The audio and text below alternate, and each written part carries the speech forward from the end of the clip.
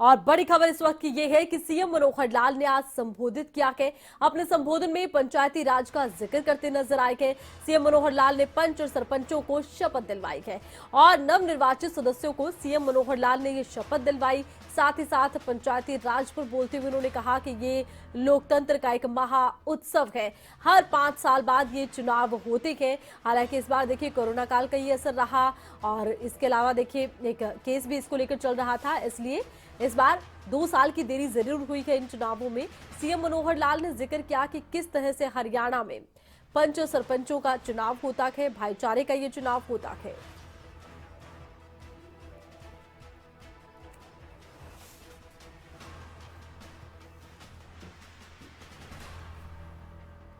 तो सीएम मनोहर लाल की तरफ से संबोधित किया गया। उन्होंने बताया कि 3 चरणों में किस तरह से चुनाव संपन्न हुआ है। लोकतंत्र के इस महापर्व में ग्रामीण क्षेत्र की जनता ने बढ़ चढ़कर हिस्सा लिया है। सीएम मनोहर लाल ने कहा कि पंच और सरपंच को जिस तरह से उन्होंने शपथ दिलवाई, उन्होंने कहा कि भाईचारे का चुनाव है, ग्रामीण इलाके का भाईचारा इन चुनावों में दिखाई देता है। लोकतंत्र का ये महाउत्सव है। सीएम मनोहर लाल ने कहा कि भारत के पंचायत चुनावों को लेकर, भारत के लोकतंत्र के उत्सव को लेकर विश्व भर में चर्चा होती है कि किस तरह से हरियाणा में इतनी बड़ी आबादी का ये चुनाव करवाया गया है। सीएम मनोहर लाल ने पंच और सरपंचों को शपथ दिलवाई, उन्हें संबोधित किया। नवनिर्वाचित सदस्यों को सीएम मनोहर लाल की तरफ से शपथ दिलवाई गई। इस मौके पर सीएम मनोहर लाल ने अपने संबोधन में पंचायती चुनावों का जिक्र किया। उन्होंने बताया कि किस तरह से छोटी सरकार का ये चुनाव होता है, किस तरह से ग्रामीण भाईचारा इन चुनावों में दिखाई देता है। साथ ही साथ उन्होंने बताया कि वो तमाम जगह जहां पर कि आपसी भाईचारे के साथ पंच और सरपंच को चुन लिया गया, उन पंचायतों के लिए जो विशेष प्रबंध किए गए हैं, जो प्रोत्साहन राशि दी गई है, वो किस तरह से ग्रामीण इलाके के विकास में काम आएगी।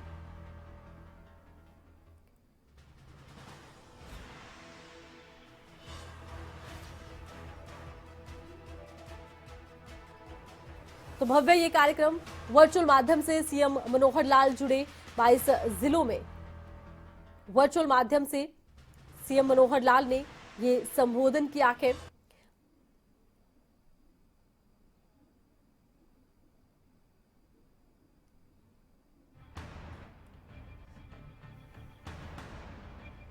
सीएम मनोहर लाल ने आज अपने संबोधन में पंचायती राज चुनावों का जिक्र किया। उन्होंने बताया कि किस तरह से पंचायती चुनावों को लेकर सरकार की तरफ से इंतजाम किए गए। साथ ही साथ उन्होंने बताया कि किस तरह से भाईचारे का चुनाव रहता है। उनकी तरफ से बड़ी जानकारी ये भी दी गई। सीएम मनोहर लाल ने बताया कि वो तमाम पंचायतें जहां पर कि सर्वसम्मति के साथ पंच और सरपंचों को चुना गया है, उनके विकास के लिए प्रोत्साहन राशि का ऐलान हुआ है। ये प्रोत्साहन राशि ग्रामीण संभल के विकास में काम आएगी, ग्रामीण इलाकों का विकास होगा, इसीलिए प्रोत्साहन राशि का ऐलान किया गया है। साथ ही साथ उन्होंने बताया कि किस तरह से महिला आरक्षण का लाभ मिल रहा है और महिलाएं बढ़ चढ़कर पंचायती चुनावों में हिस्सा लेती नजर आई है।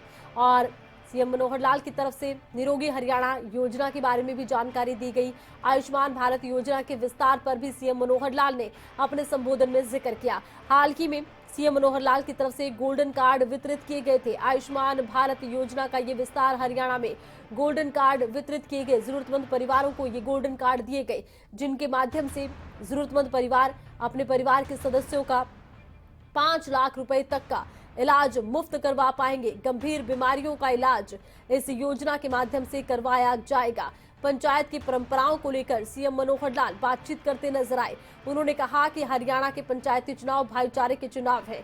विश्व में ये भाईचारे का एक अनोखा उदाहरण है कि किस तरह से हरियाणा में चुनाव होते हैं और किस तरह से इन चुनावों को भाईचारे के साथ निभाया जाता है। सर्वसम्मति से पंच और सरपंच चुने जाते हैं। जिन पंचायतों में सर्वसम्मति के साथ पंच और सरपंच चुने गए, उनके लिए प्रोत्साहन राशि का ऐलान हुआ है। ये राशि ग्रामीण संभल के विकास में काम आएगी, ग्रामीण इलाके के विकास में काम आएगी। महिलाओं की भागीदारी पर सीएम मनोहर लाल ने कहा कि 50% आरक्षण का सीधा लाभ महिलाओं को मिला है।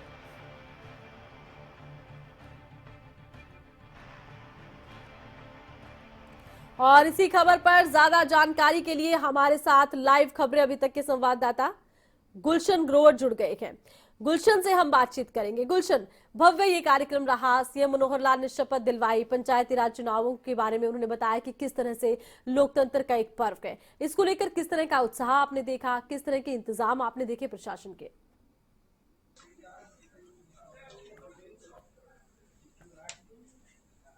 देखिए आरती, बिल्कुल आज सभी 22 जिलों के अंदर शपथ ग्रहण समारोह रखा गया था और उससे पहले जो हरियाणा के पंचायत मंत्री हैं उन्होंने भी सभी पंच सरपंचों, जिला परिषद के सदस्यों को कहा था कि आप किस तरीके से काम करें और साथ में उसके बाद मुख्यमंत्री मनोहर लाल ने भी ये कहा था कि जो शपथ ग्रहण समारोह है ये पहली बार ऐसा हुआ है कि हर एक सदस्य जो है वो शपथ ले रहा है, क्योंकि इससे पहले सामूहिक रूप से शपथ जो है दिलवाई जाती थी, लेकिन इस बार पहली बार है कि सभी सदस्यों ने जो है यहाँ पर शपथ ली है। मेरे साथ इस समय जो जिला परिषद के जो सदस्य हैं उन्हीं से जान लेते हैं कि आखिरकार आज का जो उनका शपथ ग्रहण समारोह है वो किस तरीके से रहा है।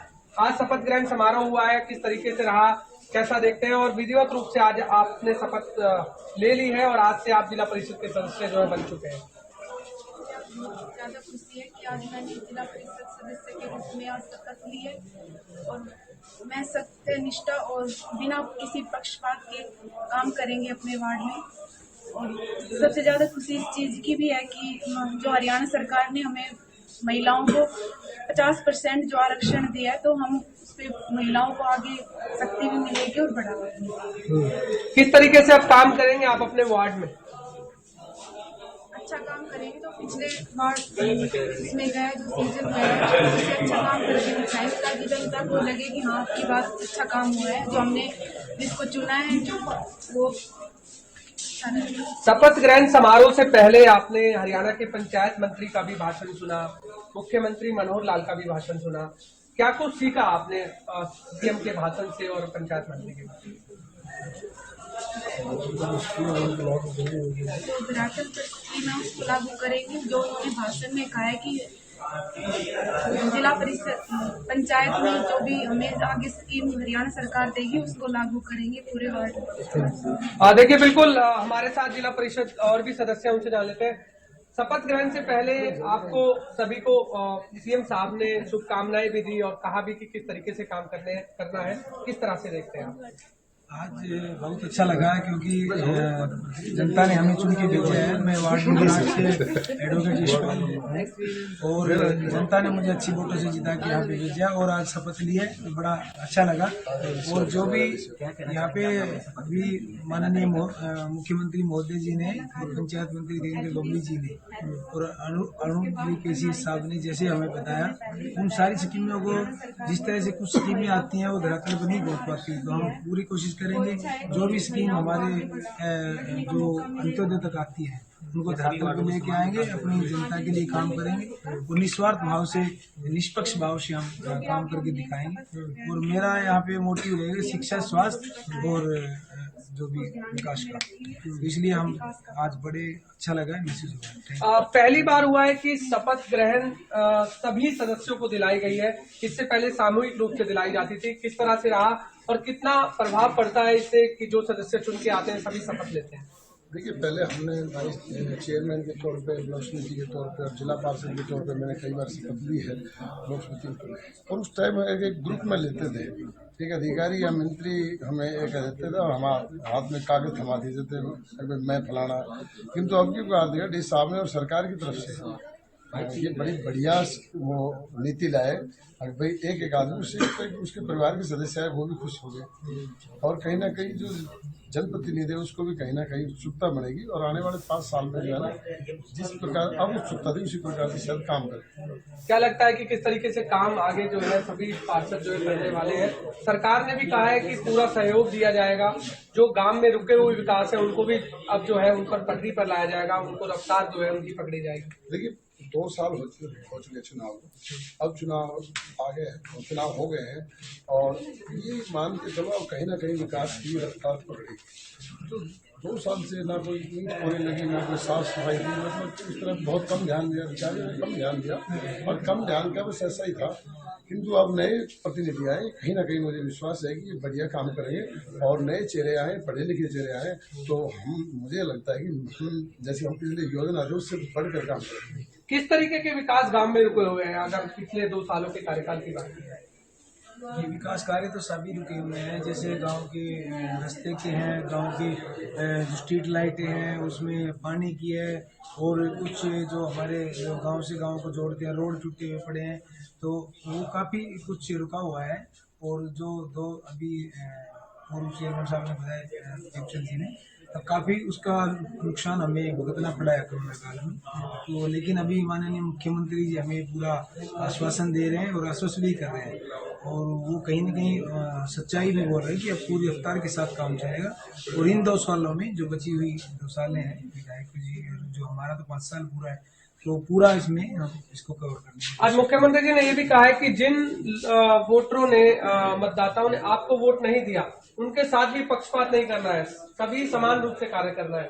क्या आप लोग ऐसा करेंगे? क्योंकि अक्सर देखा जाता है कि जिन लोगों ने आपको वोट नहीं दिया उनके साथ जो है पक्षपात देखा जाता है। अब किस तरह से आप देखिए, देखिए? सबसे पहले तो एजुकेशन की बात ये है कि अभी माननीय मुख्यमंत्री जी ने कहा था पढ़ी लिखी पंचायत का यही फायदा है कि हम पहले कुछ लोग करते थे, अब जिन्होंने वोट नहीं दिया उसकी नाली नहीं बनवाई या उससे कुछ इस तरह का पक्षपात करना, हमारे लिए हमारे पूरे क्षेत्र ने वोट दिया, सभी समाज ने वोट दिया है, सभी वर्ग ने वोट दिया है, तो हम ये मान के चलते हैं कि हमें पूरे वार्ड के ही प्रतिनिधि हैं, ना कि किसी एक गांव से, ना किसी एक समाज से। तो हम सबका समान विकास करेंगे, जो कि भारतीय जनता पार्टी का भी यही है नारा है हमारी का, अभी सबका साथ सबका विकास, सबको साथ लेके चलेंगे।